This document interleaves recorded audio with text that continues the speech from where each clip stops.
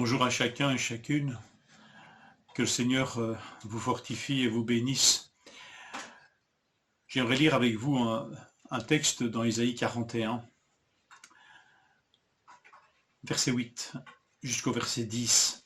« Mais toi Israël, tu es mon serviteur, Jacob, tu es celui que j'ai choisi, le descendant de mon ami Abraham. Je t'ai pris aux extrémités de la terre, je t'ai appelé d'une région lointaine et t'ai dit, tu es mon serviteur. Je t'ai choisi et ne te rejette pas. N'aie pas peur, car je suis moi-même avec toi.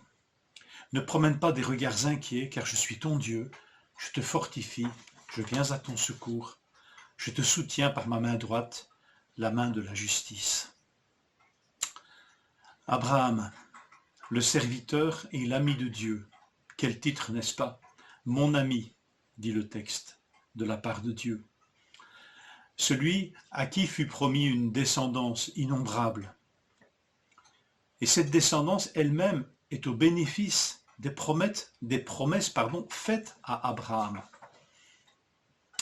Et c'est ici une des promesses qui est mise en évidence. Une promesse qui est faite à sa descendance. Et cette promesse faite à la descendance d'Abraham, c'est la promesse de la présence assurée de Dieu. Une présence active, exprimée ici dans notre texte par deux expressions. Je suis avec toi et je viens à ton secours. Ça fait penser un peu aussi à ce texte que nous trouvons dans l'Apocalypse à propos de Dieu qui était, qui est et qui vient. Cette présence active, cette présence visiteuse de Dieu. Cette promesse, nous la retrouvons faite à Isaac, le premier descendant d'Abraham, n'est-ce pas? En Genèse 26, 24. L'expression « ne crains pas car je suis avec toi », nous la retrouvons dans ce texte de Genèse 26, 24, et elle est adressée à Isaac. L'Éternel lui apparut dans la nuit et dit « Je suis le Dieu d'Abraham, ton père, ne crains pas, car je suis avec toi. Je te bénirai, je multiplierai ta postérité à cause d'Abraham, mon serviteur. » Cette promesse faite à Abraham et à sa descendance, c'est cette promesse de la présence active de Dieu. Je suis avec toi, ne crains pas. Et quand vous lisez le contexte de Genèse 26, vous voyez Isaac ici dans une tellement grande vulnérabilité. Il est pourtant béni de Dieu dans les affaires, dans sa vie professionnelle, dans sa vie d'homme actif. Il est béni de Dieu aux yeux de tous et pourtant si vulnérable. Il creuse des puits et à chaque fois qu'il creuse un puits, d'autres viennent se l'attribuer parce que Isaac est un immigrant et sans droit chez les Philistins. Il est dans une tellement grande vulnérabilité et pourtant béni de Dieu, et Dieu l'encourage et lui rappelle que la promesse faite à son père, Abraham, est cette promesse de la présence de Dieu. Présence active.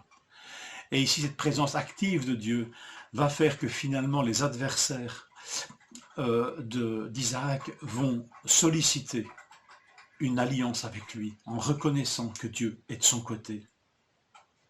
Et cette promesse de la présence active de Dieu est renouvelée à l'époque d'Ésaïe, à l'égard du peuple de Dieu, à l'égard du peuple de Juda, alors que ce peuple a devant lui des perspectives qui ne sont pas toujours réjouissantes. Promesse, hélas, d'une dispersion, de nations qui vont venir envahir et risquer même d'engloutir ce peuple. Mais Dieu sera avec ce peuple, même dans ces circonstances difficiles.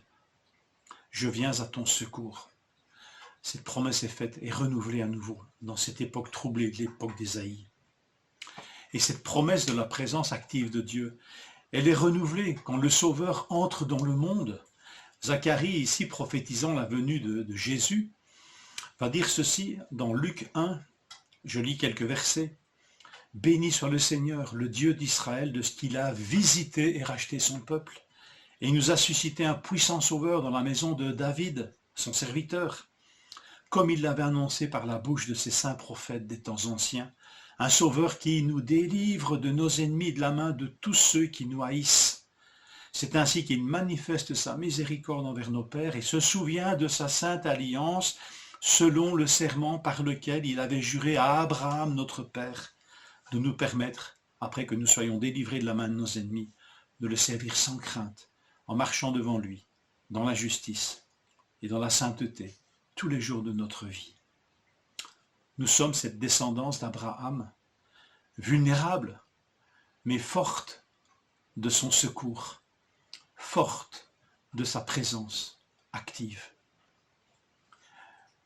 Savez-vous que Jésus a dit à ses disciples qu'il ne les appelait plus serviteurs, parce que le serviteur ne sait pas ce que fait son maître, mais il leur a dit, je vous ai appelés amis, parce que je vous ai fait connaître tout ce que j'ai appris de mon Père.